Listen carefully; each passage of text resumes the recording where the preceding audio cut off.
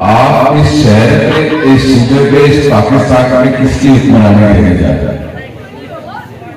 Vote ایک امانت ہے اور اس کا استعمال آپ کو بڑا سوچ سمجھ کے کرنا ہوگا۔ ایک طرف بلاول بھٹو صاحب ہے جو بے نظیر صاحبہ کا ویژن لے کے، ان کی اولاد ہے، شہیدوں کی اولاد ہے، وہ نکلی ہوئی ہے، گھر گھر جا رہی ہے اور اپنا 10 نکاتی ایجنڈا منشور پیش کیا ہے۔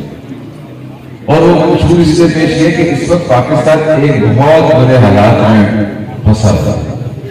ایسے وقت میں ہر بندہ پریشان ہے، روزگار اس ملک میں نہیں ہے، بے روزگاری ہے، نوجوان الگ پریشان ہے، بجلی ہے، ایک تو بجلی نہیں ہے تو اتنی مہنگی ہے، دے نہیں سکتے، ملک میں گیس نہیں ہے، آتی جو ہی ہے، لوڈ شیڈنگ ہے، بلوں نے عذاب کیا ہوا ہے، ہر بندہ بڑے پریشان حال میں گزر رہا ہے۔ ایک واحد جماعت ہے جس نے اپنا 10 نکاتی ایجنڈا پیش کر دیا۔ 10 نکاتی ایجنڈا میں اس نے کہا ہے کہ میں کر کے دوں گا اور وعدہ کرتا ہوں۔ اس میں وہ بات کر رہا ہے کہ میں 300 یونٹ فری دوں گا ہر غریب انسان کو، ہر بندے کو جو 300 یونٹ تک بجلی استعمال کرے گا اس کا کوئی بل نہیں ہے۔ دوسرا چیئرمین صاحب کہتا ہے کہ میں، کیونکہ نوجوانوں کا لیڈر تو وہی ہے، وہ کہتا ہے کہ میں نوجوانوں کو وظیفہ دوں گا 1 سال تک جب تک اس کو نوکری نہیں مل جاتا، تاکہ کیونکہ یہاں پہ سب سے بڑا مسئلہ ہی اس وقت نوجوانوں کی روزگار کا ہے، بے روزگاری بہت زیادہ ہے، نوکریاں ہیں نہیں، اور مہنگائی اتنی ہو گئی کہ نوجوان بڑا پریشان ہے۔ تو اس نے یہ کہا کہ میں اس کو یہ کروں گا۔ تیسرا انہوں نے کہا کہ میں بے نظیر انکم سپورٹ فنڈ کو ڈبل کر دوں گا اور اس کے بعد اور بڑا ہوگا۔ چوتھا انہوں نے کہا ہے کہ میں جو نوکری پیشہ لوگ ہیں ان کی تنخواہیں ڈبل کر دوں گا۔ اس سے پہلے بھی تو ہم نے ڈبل کی تھی نا 2008 اور 13 میں، آپ کو یاد ہوگا جو ہم نے، اور کہا ہے کہ میں کسانوں کا پیکیج دوں گا، علاج فری کروں گا، علاج پورے پاکستان میں۔ آج آپ NICVT چلے جاؤ، آپ کو پتا ہے علاج فری ہے وہاں پہ، SIUT چلے جاؤ فری ہے یہاں پہ، سول ہاسپٹل میں تو ویسے ہی فری ہوتا ہے۔ تو میرے لیے سارا ایک کسانوں کے لیے الگ ایجنڈا لے کر آئے، اس ملک کو بچانے کے لیے نیا یہ سارا ایجنڈا ہے۔ دوسری طرف آپ کے سامنے سب جماعتیں ہیں، ان جماعتوں نے جو اس ملک کے ساتھ کیا وہ آپ سب نے دیکھا ہے۔ نواز شریف نے کون سا اچھا کیا؟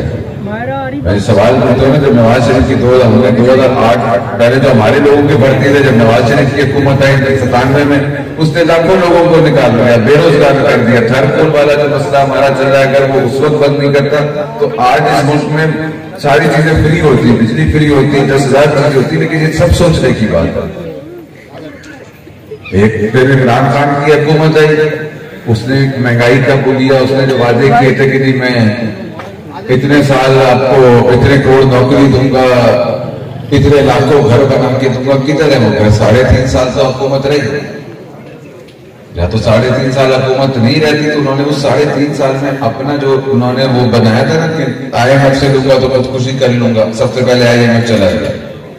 تو کہنے کی بات یہ نہیں، ہم تو چاہتے تھے کہ آئیں PTI والے بھی بلے کا نشان ہوتا ہے، الیکشن کرتے ہیں، کیونکہ الیکشن منشور کا الیکشن لڑا جاتا ہے، نظریات کا الیکشن لڑا جاتا ہے، کوئی زور زبردستی کا الیکشن نہیں ہوتا، جس کو انسان کو یہ سوچنا چاہیے۔ اللہ میاں نے آپ کو عقل اس لیے دی ہے کہ اشرف المخلوقات اس لیے بنائے کہ آپ سوچو سمجھو، آپ سارے امیدواروں کا موازنہ تو کرو نا، کہ آپ اگر سوچتے ہو کہ چلو میں برا ہوں میری جگہ کون اچھا ہے، آپ فیصلہ کر سکتے، جو بھی میرے سامنے آ رہے ہیں دونوں کو دیکھو، ان کی سیاست دیکھو، ہماری میری سیاست دیکھو، ہمارے پورے خاندان کی سیاست دیکھو اور ان کی سیاست دیکھو۔